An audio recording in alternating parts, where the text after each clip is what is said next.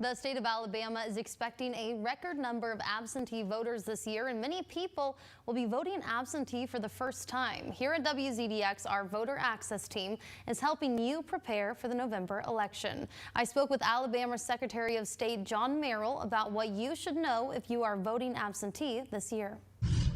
This year, one of the biggest ways, obviously, voter access has been expanded is with anyone being able to fill out an absentee ballot. And I know you guys have already had a lot of absentee ballots and are expecting more. When you count those, I know they're not counted till Election Day. So what do you want people to know about how they're being safeguarded during that time and how they'll be counted? Well, the main thing that people need to know, if they would rather vote in person, all 1,980 polling sites will be open on Election Day. But if they would prefer to vote in the privacy of their own home in a secure environment, they can vote absentee.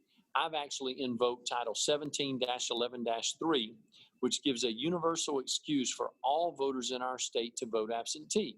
They'll mark the box that says I'm ill or infirmed and will be unable to appear at my polling site on Election Day.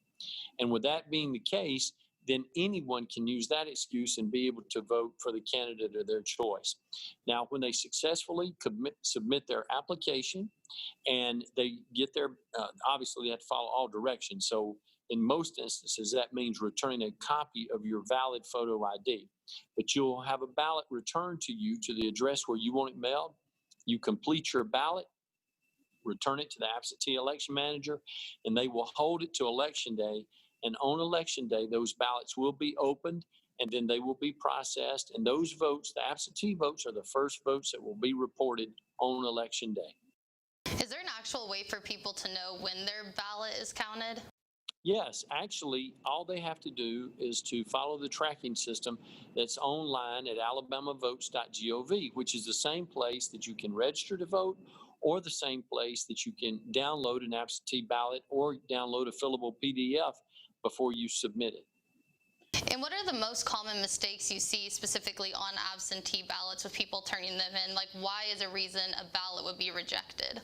Well, the most common mistakes are that people don't follow the directions. So if you read the directions and you follow the directions, then your ballot will be counted for the candidate of your choice. And if you don't follow the directions, you're putting yourself in a difficult position in order to make sure that your ballot is going to be counted the way that you intended for it to be counted. And you have brought up having a valid photo ID. I know the voter photo ID law was upheld recently, just a few months ago, so I want to make sure everybody knows that they do need to have a photo ID. But what are some of those options, and if someone doesn't have one, what should they do? Well, there are 10 forms of ID that are acceptable as far as the law is concerned in Alabama. Those are all listed at alabamavotes.gov. If you don't have access to a computer, you can call our office at 334-242-7200. They will tell you what those options are. But if you don't have one of those items, when you check the list, you can contact our office or contact your local board of registrars, and we will make sure that you have a free ID made so you can vote and then your voice can be heard. Secretary Merrill says election results will be available the night of November 3rd for all 67 counties in Alabama.